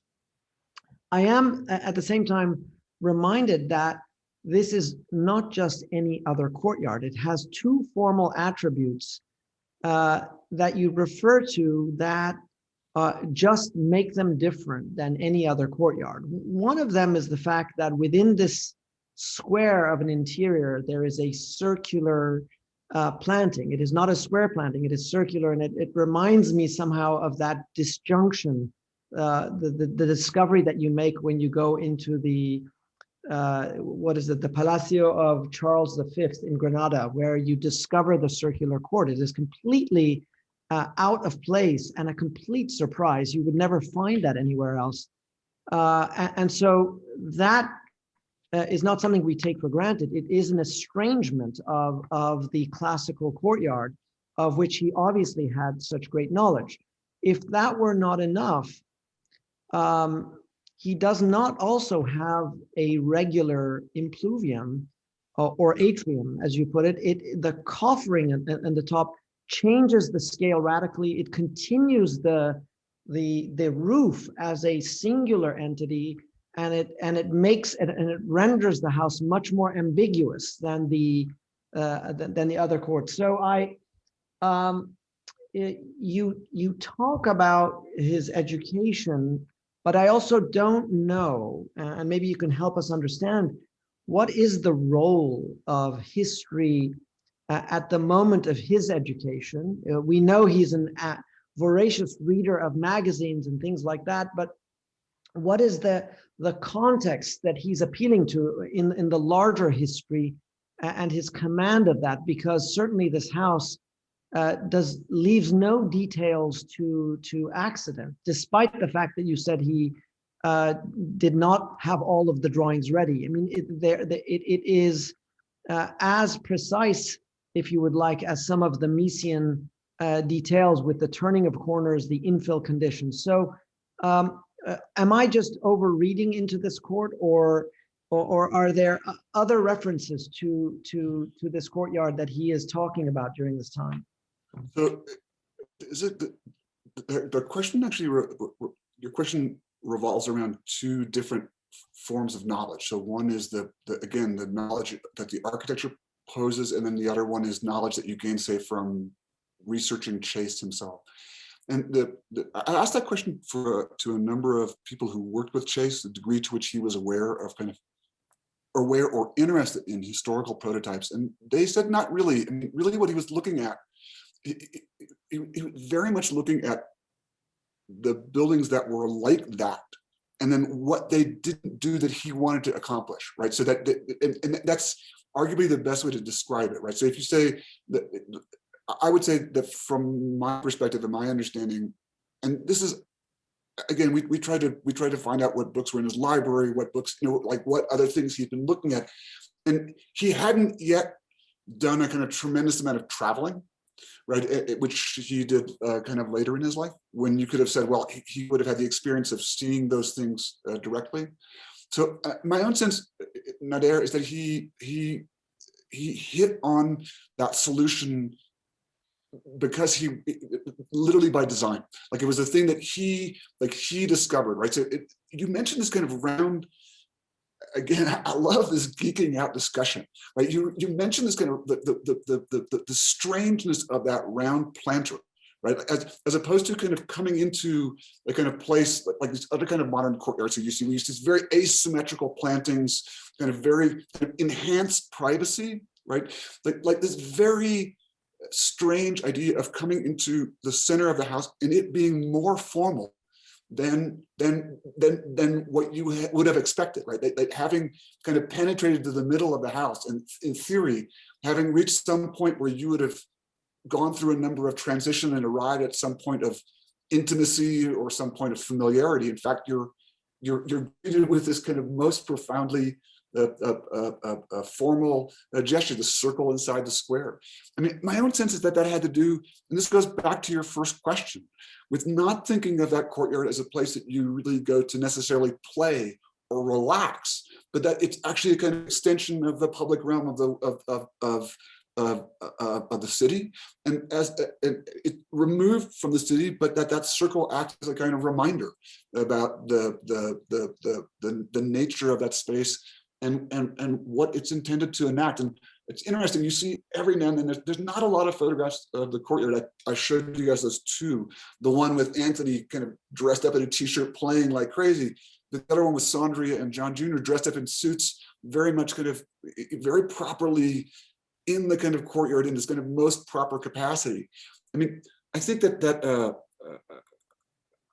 I mean, what's interesting to me is again, this gets this kind of question of what progressive meant then, right? So progressive meant that, you know, all of these architects, I worked when I started my career with architects that were educated at that time period. And they were very, very clear about the difference in square footage costs between, you know, if we make this room 1.5 feet wider, 1 foot less, whatever. And as a consequence, from that area, you tend to see only these minor variation on a variation on a variation on a variation on a variation. And even with those kind of Anshin and Allen and Eichler houses, right? It takes them 8, 9, 10 years by making one small change after another small change after another small change to arrive at the thing that finally works well. I mean, to me, I would argue that that is probably, I mean, when I talked to Drusi about it, she described John as a progressive modernist. He, you know, committed not to history, but committed to solving problems. So then you have to ask yourself, well, in what way does that courtyard, in this kind of classical manner, kind of solve problems that the Eichler courtyards don't? And I think, alluding back to your first question, I mean, the bringing the kind of public realm into the house, I think is really where that courtyard is aimed.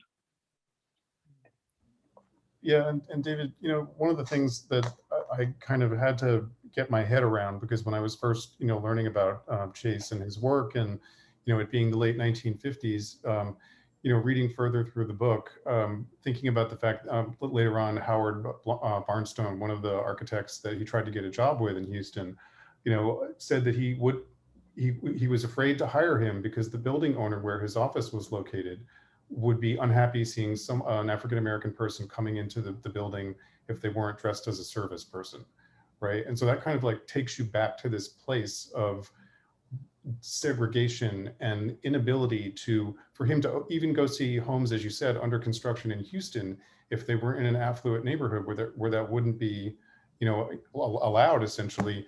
And I guess what I find so interesting about the house, there's the architectural progressiveness, but then there's also the progressive nature of the period of time. So that as the house literally physically evolves, suddenly desegregation is happening, Chase is being opened up so that he can now have clients who are not just African-American, because there's a progressive movement in the world. And somehow he and his wife created this environment that sort of was a fertile ground for that evolution.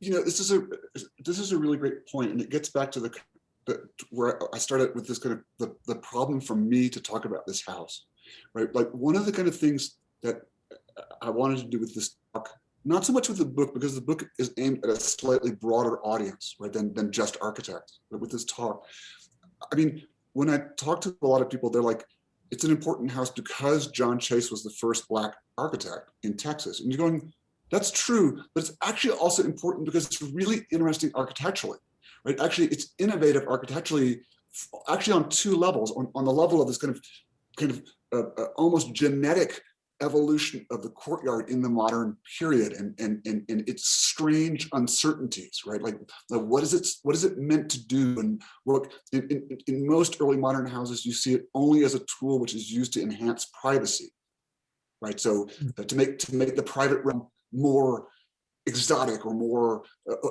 exotic is actually the proper word for it, right? But here it's not being done, although it is a little bit. There are these kind of great, remarkable plants, but they're turning in a slightly different direction.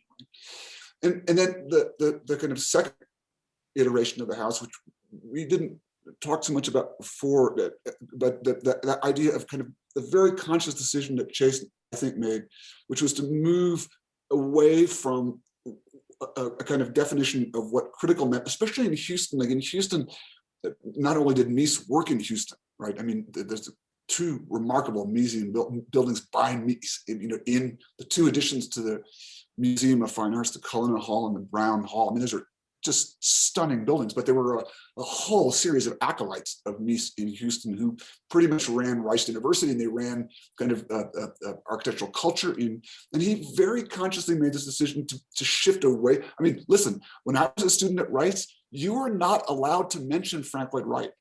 You know, if you were not allowed to mention him, he was considered, like with Alto, they were considered pariahs. They were considered like these outlier who had essentially kind of sold the kind of hard idea of modernism for something that was more available. But that kind of conscious decision in the second iteration to make the house intentionally more available, I think it's also a radical architectural decision that's noteworthy in and of its own right. The second part of that, though, the kind of question, you say, well, here are these kind of architectural constructs, right? This is how I'm reading them. Now I go to talk to the family about what they're doing. And I'll tell you, I don't know that I can speak more to the nature of experience at that time than not, and for a very, very unusual reason. I think it has to do with John and Drusi Chase. Like, I asked Drusi if, when John was a student at UT, what kinds of discrimination he experienced, and she said none. Right? And I go, Drusi, that's horseshit. You know, like there would be discrimination if you were a student there now, right? He was the first student to sign the contract to become a graduate student at the university. It was covered by the newspapers. There was a small group of students that knew each other, but you can only imagine the degree to which. But the idea that she would then tell me there was none, it began to indicate this kind of sense that what was part of John's definition of progressive, and was not denial of that reality, but simply I'm not going to talk or turn to that reality as the basis for my decision making. Right? The basis for my decision making has to do with, I want to be an architect. I want to be a successful architect. I want to be a successful architect in America. Right? And then that whole other, which for me to a certain degree problematizes my capacity to tell you more about that particular aspect of the house, right? It's kind of funny. I've drawn the conclusions, but then even with Drusi goes, no, David, that courtyard wasn't just a place to get away. It was a place for the children to play. You're going, Drusi, that can't be possible. You know, that just can't be possible. Just like John must have experienced ridiculous discrimination at the University of Texas. That courtyard can't just be. It's got to somehow. I mean, it screams as an architectural tool, like, on the one hand, removal from the world, and then re-representation of the world in this circle inside the square with the water in the middle. You know, I mean, Steve, I really appreciate the question, and yet it's one that I can only kind of like further move into ambiguity rather than help you be any clearer about it. No, I completely understand, and I think, you know, you've been very fortunate that you had such a great amount of time with the family and really, you know, getting that oral history. And so you likely know as much as you possibly could because of that. Yeah, I also feel that, yeah, I'm sorry, I also feel that as much as knowing, I feel that there's a not knowing as well. And that I won't get past for obvious reasons, but also there's a not knowing which comes with Chase himself, with a very intentional decision on his part to kind of go, I'm just going to succeed. I'm going to succeed. And part of succeeding is to never, ever admit that there's a problem in words, but as opposed to in the structure of the architecture, which I think is a distinctly different thing. I want to build up on this. First, to say that it's obvious that there are significant political and cultural changes happening between the 1950s, late 50s and late 60s. Is that correct? Yeah. And that he's becoming an architect during a period where he gets to position himself as a very unique figure, not only as a designer, but also as a public figure in the way that the house becomes a platform for both social, cultural, and political dialogue. Is that correct? Absolutely, yeah. And so it's fair to say that when he builds the house in the 50s, right, it's really a very rogue and independent act. It is something that really is quite bold and courageous given what he's just gone through. But by the late 60s, he's accepted a kind of, there's a social acceptance of his of his accomplishments. The house already has a myth built around it, and he's accepted to some degree. Is that correct? Accepted to the degree that, I mean, yeah, accepted to the degree that any Black American can be accepted within American society, especially in the South, right? So, I mean, I think the primary issue there was that he had positioned himself as this kind of key connector between all these different kind of constituent groups, and all of that connection took place in the House. And he saw that there's a kind of uncertainty in my mind, the degree to which he saw that as a kind of political thing, the degree to which he saw it as good business, the degree to which he saw it as good citizenship, or some kind of mixed kind of a combination of all of those things. But yeah, I mean, I think it was a very kind of a kind of very conscious decision to reposition the House to be that kind of that stage.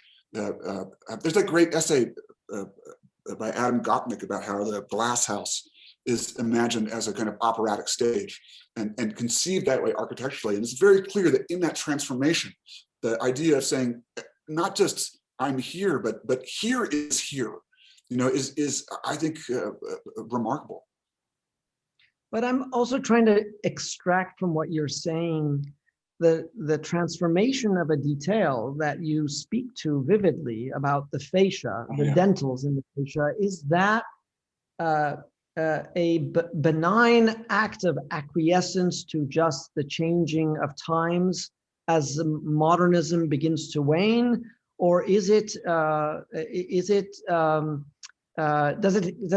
maintain the same ethics of the architect that a decade prior had, you know, a different but same kind of discipline to detail?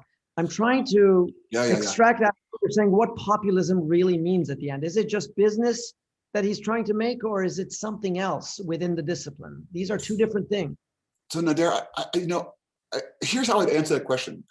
I think that any architect trained or brought up in this kind of like the kind of excruciating rigor of the kind of Misesian syntax, to make that kind of change is really it's not just an easy thing to do, right? You're letting go of one kind of definition of how you are taken seriously in favor of a different one. You self-select yourself out of the kind of critical group of architects within whom you were perhaps seeking to be accepted or recognized, and you slam the door shut, right? I mean, literally the minute you begin to decorate the fascia, you burn a bridge to one whole world of, and that is not a light.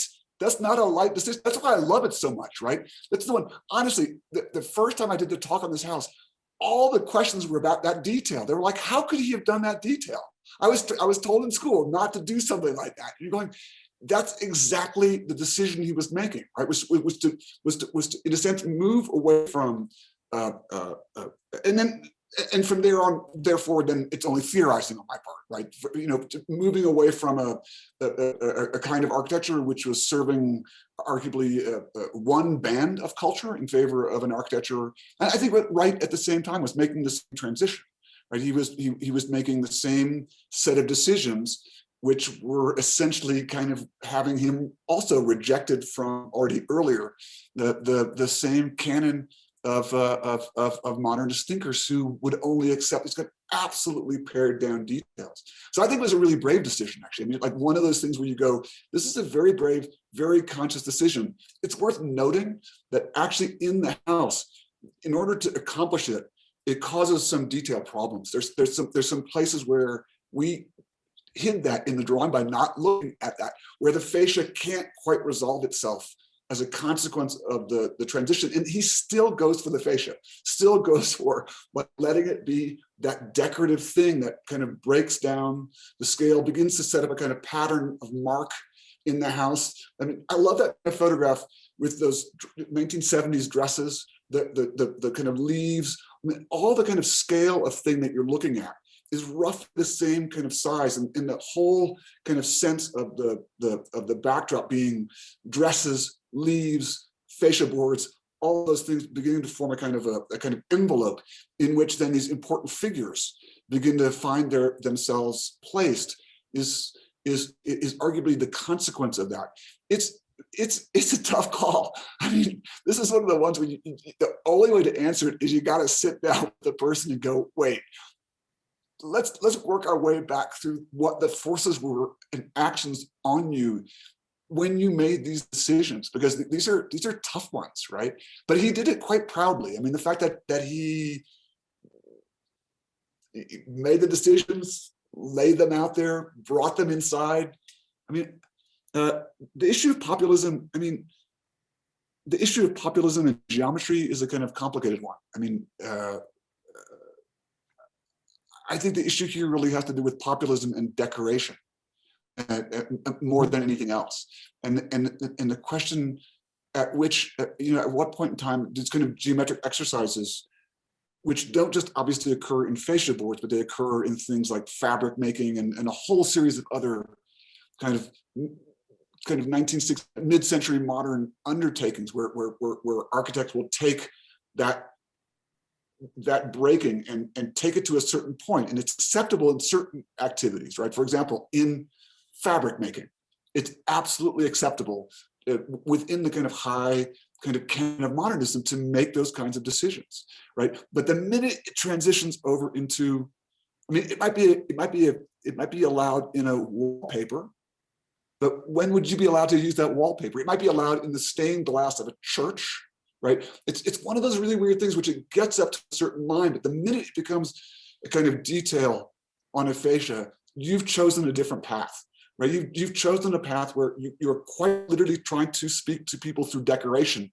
because you know that the people whom you are trying to reach, a far broader group of people, react positively, or they are not repulsed by that thing, but actually drawn by it.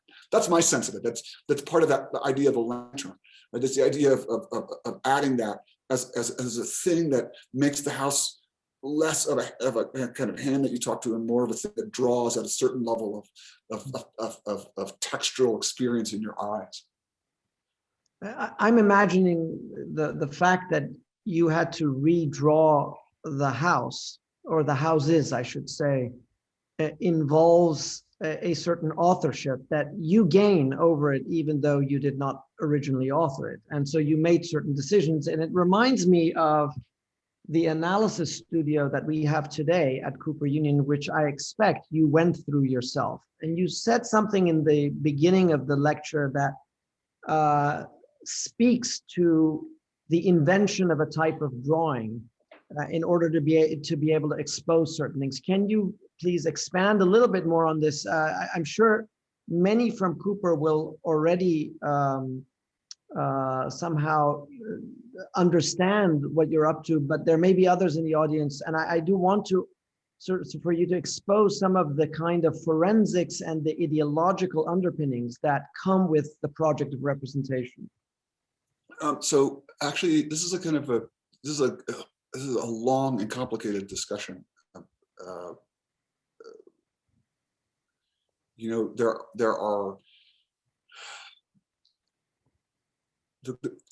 It's a long and complicated discussion for a number of reasons, and it has to do with the question of authorship. So the book, for example, is not titled David Heymann and Stephen Fox, the John Chase Residence. It's titled John S. Chase, the Chase Residence, right? This is his house. We, I think, very consciously set out in drawing it to try to not have the drawing process become one, fully recognizing that in choosing an idiom or in choosing a method of representation, you automatically bring authorship into the question, or into question. So, but let me start out by saying that when we first sat down to kind of work through how the drawings were going to be, that was the kind of primary discussion on the table. Like, how do you not make a set of drawings that feel like you've taken the house? Right. So we spent a lot of time looking at, I mean, not a lot of Chase drawings exist. We spent a lot of time looking at how buildings were drawn at that particular moment, right? And I mean, in part because he'd worked with Rudolph. We spent a lot of time looking at early drawings of Paul Rudolph, and which are, they're quite interesting. I mean, let me stop there for a moment and say we were posed with a series of other problems that I've already mentioned. One was the house is in continuous flux. The possessions were in continuous flux. The landscaping was in continuous flux. And there was no kind of way you could say at any one point in time, this is what the house was. So we made a kind of conscious decision to a certain degree following on Rudolph to describe the house in light. And then we, like what is the condition of the great room in light? What's the condition of the courtyard in light? What's the condition of, and then we made a kind of decision. This is a separate elaborate discussion about trying to kind of figure out a way to take those idioms and move them into digital syntaxes. But then we made a kind of very hard decision to draw the house primarily in black rather than white, to draw it in kind of like overwhelmingly dark palette as opposed to an overwhelmingly light palette, like one where you felt that and we chose that not because of the kind of obvious, goofy, symbolic problematizing of black and white, although I don't have a problem with that either. I don't have a problem with that coming into someone's mind. We chose it because we liked the fact that it presented the house at this kind of moment of repose, right? That the house was empty of people, it was empty of the activities that were gonna happen, right? It was empty, it was setting it as a stage for a particular potential that was gonna occur at a certain point in time. Now, this is slightly not quite what you're asking. It's not quite the answer to your question. It's moving away from it a little bit into the kind of autobiographical. This is the way we're working through the question of how the drawings would be derived. At that point, then this is an important point. It's again, well, it's slightly frustrating to your question. We made a hard decision to move the drawings towards availability, right? So I'll give you a goofy example of this, a very, very important example. So the book it has this beautiful dust jacket. We raised a lot of money. We raised a lot of money in order to print it very inexpensively, so that would be a very beautiful thing that you could obtain inexpensively. And then we did this thing where there's no text on the spine of the dust jacket, right? And so the idea was that if you had the book in a bookstore, you couldn't put it in the shelf. You had to put it face out, right? And then also, which is actually when you go to the Museum of Fine Arts in Houston in the Mill Collection, that's how they have to display it. They have to display it face out. And the idea was to make this a kind of object which you had to keep out or keep around, right? Again, this is not answering the question, but it's explaining the kind of autobiography of how the drawings were made, right? And then but the idea was that the book, the target audience for the book was not architects so much as people who were as opposed to a broader reading audience. And so the whole question of where the drawings, the whole kind of interweaving spiral of what the drawings might be and how we might make them, stopped within the kind of discourse of, say, academic architecture, and moved out very rapidly to the kind of question of how do we make drawings that anyone who's not an architect can very quickly read and actually and be drawn into the experience of this place. This is one of the reasons why the drawings, the rooms aren't labeled, but just identified by the possessions that are within them in some kind of neutral way. Beyond that, the drawings, it's just a simple set of drawings, plan, section, perspective. We didn't draw elevations for a number of reasons. Just a separate issue. I'll leave that alone. We actually we relied on photographs to resolve the elevations, because I actually think the elevation of the house is far more meaningful as an actual thing, as opposed to a graphic exercise on the part of the architecture. So Paul Hester made that really remarkable photograph for us, and then we had that one, I think the two photographs, a quite extraordinary photograph of John and his sons in front of the house, and then the two brothers and their two friends leaning on that car, which I think is as good an elevation for a building as you could remotely imagine. So Nader, I know that doesn't quite get at this kind of larger academic discussion of the status of the drawings, but the academic discussion, we at one point in time tabled it in favor of of moving the drawings into a different readership, for better or for worse.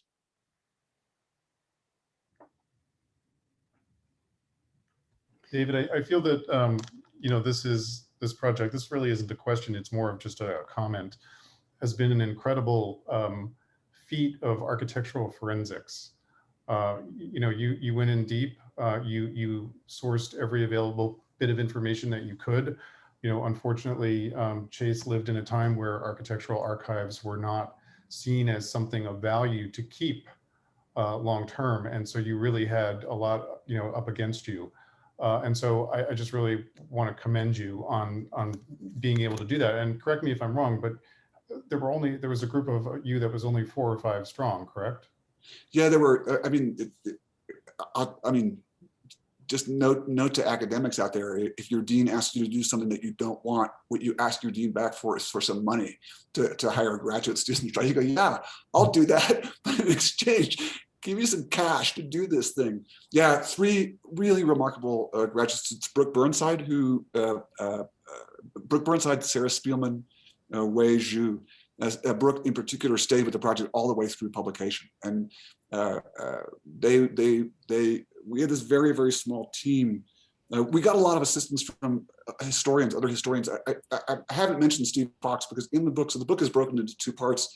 There's a part about the house, and then there's a part about Chase's career that just kind of sets out Chase's career. Note that Chase wasn't the first Black architect to work in Texas, but was the first Black architect to be licensed in Texas. Which is quite an important essay in its own right. And Stephen, and particularly, there's an architect in Houston, Ben Kush, who's done a tremendous amount of research about the development of house types, modern house types in Houston in the 1950s and 1960s. These were just like remarkable sources of information for us, as well as architects who'd worked with Chase and so forth. But drawing the house.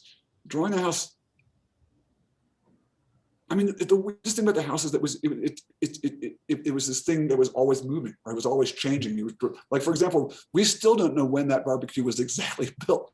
You know, like it's this kind of question, right? And almost everything about the house has been changed. So when we went to begin drawing it, you know, we had to make these kind of very kind of strange, difficult decisions. And I can't say that they were scientific decisions, and I would say that every historian out there would probably be horrified by the actual rigor with which we tried to figure out what was original and what was not original, kind of given the facts. Right. But you get to a kind of point. I mean, we felt it was really crucial for the information to be put out there, and then the question with regard to the drawings was, what was the most precise informations that need to be represented, as opposed to was this the most precise drawing of the house in a factual manner, or was this the most precise drawing of the house in a dimensional manner, and so forth. Got it. I've got a couple of questions for you from Pam Bellier in the chat. She was asking for the specific dimensions of the courtyard, and then also once the addition went into place, was that travertine flooring? Pam, I'll send you the dimensions because they're not like whole number dimensions, right? That's the other thing that's kind of really remarkable about architects in that era, right? It's like it's 11'4" versus 11'2". That can start a fist fight in a bar, right? About like what's the proper dimension for a bedroom, right? Like they've worked these things out to these kind of very, very small dimensions, because at that point in time, it's this really interesting kind of thing about the kind of relative cost of buildings and the kind of the kind of relative frame of the economy of affordances. But man, and particularly in architectural practice right now, where the kind of just remarkable concentration of wealth for the vast majority of our clients, which allows us to kind of do things where the kind of question of 4 feet versus 3'8" doesn't mean that much. Right, so the dimensions they're very, very particular, and if you email me, I will email you those dimensions. The floor was travertine, so it was originally a kind of poured travertine floor, and the fountains and planters were all poured into the floor. Actually, it was replaced at some point in time. I was told that it was replaced because people kept falling into the fountains. You know, the little lip on the travertine actually made it more dangerous than if you just had a thing where you fell in like a hole, right? But that may not have been the reason. You know, there may have been some other issues. I mean, Houston house now is quite old, right? And in Houston, you know, some settling, you may not know this about Houston, but Houston has had tremendous settling of soil because as groundwater has been pumped out underneath the city, the entire city has sunk, and there is no structural slab there that has survived intact. I mean, I built one 10 years ago that is like literally a Swiss bank that you can't see under the ground in order to deal with that kind of heave and settling. So the other possibility is that the ground settled enough that travertine floor cracked and it had to be removed. It was replaced with a kind of marble tile floor that I don't think anyone's particularly happy with. You know, I think you saw it in that one photograph of the house in its kind of current condition. That travertine was just stunning and really, really gorgeous. Mm-hmm. So we're closing in on the 8:30 hour here, so maybe we can take a couple of questions if anybody wants to unmute and ask.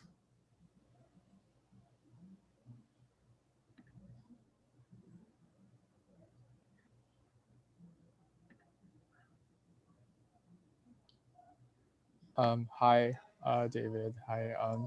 I'm an architecture student or undergrad at in San Diego, and hi. Hi. I was always wondering about like the differentiation between form and function, according to Louis Sullivan's quote. And I was always wondering like, are we always paying attention to function?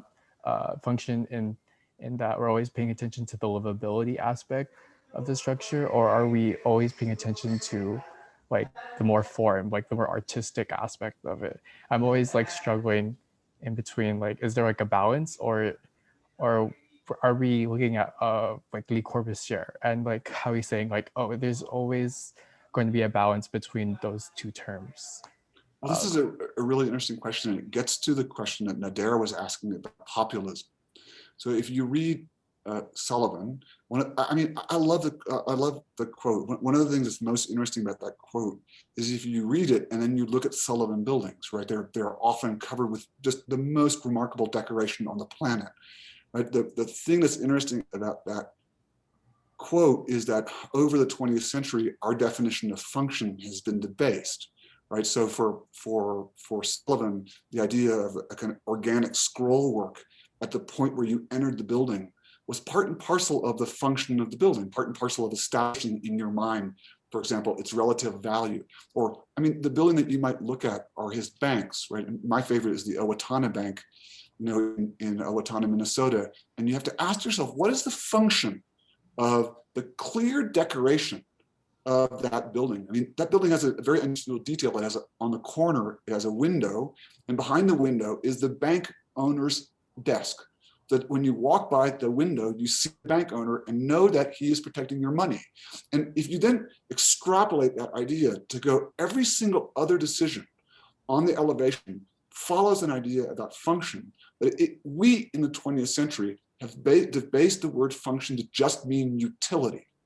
So, for example, if you then think about the function of those small pieces of wood that have been added onto the building, they have no utilitarian function. They problematize the utilitarian function of the building, as I mentioned, because they make more places for wood to rot and for water to get trapped, but they operate at a level of attractiveness and, in a sense, making the building less imposing and more literally slightly sillier, so that you can actually feel less imposed by it as you approach, which is its function, right? Its function is to draw in many people, people of all creeds, colors, all levels of aesthetic experience, people who are aware, capable, and cognizant of working within the kind of extremely refined realm of modern architecture, and people who are absolutely not, right? So I don't know if this precisely gets at your question, but the I love the quote. It's absolutely correct. The form follows function. It's function that we have destroyed, right? We've destroyed in over the 20th century. We've so limited the discussion about what the function of a thing might be. That's where I would begin. I mean, even Le Corbusier. Again, it's worth looking deeply at Le Corbusier. Le Corbusier is not so utilitarian as one might think. And often the language of Le Corbusier is used as a kind of weapon to hide deeper ideas that he has that he can't justify in a particular moment when it's, just for what it's worth, that's arguably the reason alto was, we weren't allowed to discuss alto in school, because alto was interested in a series of kind of mystical, nature-bound, symbolic, spiritual kind of aspects to experience, which by that point in time, the modern had excluded from the canon of utility and the canon of function. So just to answer your question, yes, form follows function, but function is a much more interesting thing than I think we have given it credit for. Yeah, that's amazing. Thank you for that question. It's so fascinating. And then I thought it was really interesting when you mentioned, I think it was the bank teller, how the building's imposition was meant to actually provide some sort of transparency. I hope I say that correctly. In that, like, the bank teller, it served that the bank teller had the presence, I guess, if that makes sense. Oh, so no, Yeah. it's slightly different. It's the bank owner. So here was Sullivan's argument. Sullivan's argument was, one of the functions of a bank is to reassure you that your money is safe. Okay, that's a great first-year problem, right? Design a building where you feel like your money is safe, right? So then the question is, how do you do that by the means that we've been normally taught to deal with things like function, like circulation? You know what I'm saying? I'm just saying, just to be clear, right? You then get into kind of deep, kind of problematic, interesting kind of, discourses about how modernism may or may not have used the idea of function to simply to forward a profoundly minimal design aesthetic, you know. And I mean, these are kind of complex questions. I think the more interesting issue really is to take Sullivan at his word and then go look at Sullivan buildings, because they're spectacular. I mean, they really are among the most remarkable American creations. Yeah. David. Hey, Paul. David, I'm surprised by Chase's friendship or relationship with Paul Rudolph. Yeah, so Rudolph, why are you surprised by that? I mean, Rudolph is a really weird, strange, interesting 17-hour lecture about, you know, like, because there is no single overarching statement you can make about Rudolph except that he was a genius, right? Like one of the great American geniuses, and also one of the most prolific makers of things, and gifted with a drawing hand that is to this day probably not been approached by any other American architect. I mean, Wright was a great draftsman, but literally Rudolph in his teens was already drawing better than most of us can draw now, right? So, I mean, Rudolph's politics, Rudolph's business sense, they are as mixed up and as complex a thing as you could remotely imagine. He had already been hired by Tuskegee to do a series of buildings, which is I was surprised by. I mean, just for those of you who don't know Tuskegee, it's one of the great American landmarks, right? Tuskegee Institute, founded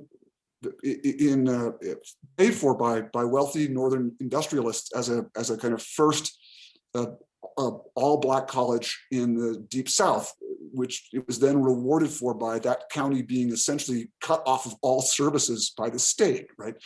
And the way students paid tuition there was they went and they made bricks, right? You as a freshman, you made bricks. You made the bricks from which the buildings were made, and then you graduated into construction, and you paid tuition by building the university. If you ever want to understand the idea that is being kind of bandied around right now in architecture, the post-form era, you know, how do buildings carry meaning not just in form, but in other performative ways? it's really worthwhile going to Tuskegee. It was also, the buildings were designed by the first Black architect to graduate from MIT, and the kind of primary buildings. So yeah, the turn to Paul Rudolph when there were other interesting and kind of remarkably capable architects who were also Black working in the United States at that time is one that I don't fully understand, Paul. But it's at the same time not. It's at the same time in the kind of crazy perversion of the way Southern aesthetic university culture works. It's not that strange a decision either. I mean, it may be that Tuskegee wanted to look. Actually, I'm not going to even suppose what Tuskegee was going on about. Yeah, the buildings by Rudolph there, the chapel by Rudolph is actually quite beautiful, and I'm sure you've been. I mean, it's one of them. Going to Tuskegee is one of the most moving experiences I've had in the American architectural landscape. Maybe Rudolph offered Chase an escape from the orthodoxies of Mies in search of alternative methodologies. It's a funny thing because Chase had begun to get these very large commissions, and he was reaching out to different architects to work on them with, and I think the chance to work with, I mean, one of the kind of funny things is that there's not many drawings that exist of Chase's, but one that still exists is the drawing of the Tuskegee building, right, that he did with Rudolph, and I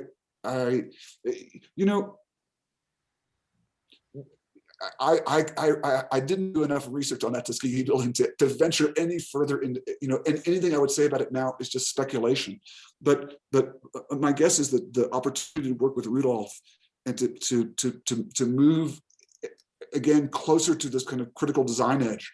I mean, most people talk about Chase's career as saying there's this kind of first half of those very, very experimental, very risky buildings, and then he moves into kind of more kind of corporate institutional architecture that is bound up in certain kinds of restrictions. I have a different opinion about that. He made those decisions and moved towards those architectures for reasons that we've been discussing. But I think that the opportunity to suddenly get to work with Rudolph on a building that is very much at the kind of edge of what you might do must have been remarkably exciting. I mean, for crying out loud, I feel like digging Rudolph up and electrifying him just so that we could work with him. For crying out loud, what an amazing guy. David, I've been thinking all of this evening that this project that landed in your lap was something that you didn't really want and has brought you such an incredible amount of knowledge and understanding about this one individual and his work. And I actually am secretly hoping that there's a similar project that lands in your lap at some point in the future where you might take on the discovery of another architect's work and share it, because I think it's just really important for us to know these people and their work that we haven't known. And I really want to thank you for being so incredibly precise in your efforts to share it. Thank you. Maybe I'll make one last comment. I appreciate what you're saying, Stephen, but there's actually nothing more I'd like to do than not do this again, because I feel like not in drawing a house or drawing a building or finding something, but I was at a talk when somebody asked me what was the kind of biggest problem you had, and the biggest problem is still the biggest problem that I have, which is like, this is just not my story to tell. You know what I'm saying? Like, and I feel like I've already overreached in what I can say and assumptions I can make. You know what I'm saying? In many ways, I wish in this situation there were more of a court reporter, but even the court reporting opens up questions of interpretation that I don't feel I have the right to venture into. And it actually makes me and has made me quite uncomfortable. Like, I'm not an expert on John Chase. I'm not an expert on I wouldn't even pretend to be an expert on Black architects and Black architecture. Yet people are asking these questions now, and I'm going, that is very much what I did not want to have happen. This is very much not. It's not only not my expertise. It is not my right to say some of these things, right? You're asking, people have asked me questions that I feel like it's not my right to answer. You know, one of the things that has come out of this that's really, really nice is I have a colleague historian, Tara Dudley, who's African-American, and she is writing an autobiography of John Chase. And I'm so glad, because it means I could just say, call Tara, for crying out loud, because this is really, and also just separately, there is other stuff I'm doing that I really desperately want to do. You know, David, will accept your humility, but recalling what Mabel Wilson told us last year about a people whose voice has not been heard, and for which there are no formal documents, we only have certain oral histories to rely on, and reminding ourselves that architects are always translators of other people's desires or leanings or programs. What you've done is you've helped us build a bridge between history, oral archives, and a physical structure without which your interpretations could not cast the kind of light that they have. So I want to thank you deeply for such an engaging discussion today. And I want to beg you for less guilt in having the opinions you have, because they have really revealed so much to us. So thank you so much for this evening. Thank you so much, Nader. I'm extraordinarily grateful for the opportunity. I hope that we see each other sometime soon. Thanks, guys. Everyone out there, if there are others of you who have questions, please reach out to me. I'm happy to answer what I can. Thank you so much for taking part. I really, really appreciate it. To friends out there, I love to see everyone, and look forward to seeing everyone again soon. All right. Thank you. Good night, everyone. Thank you, David. Bye. Good night.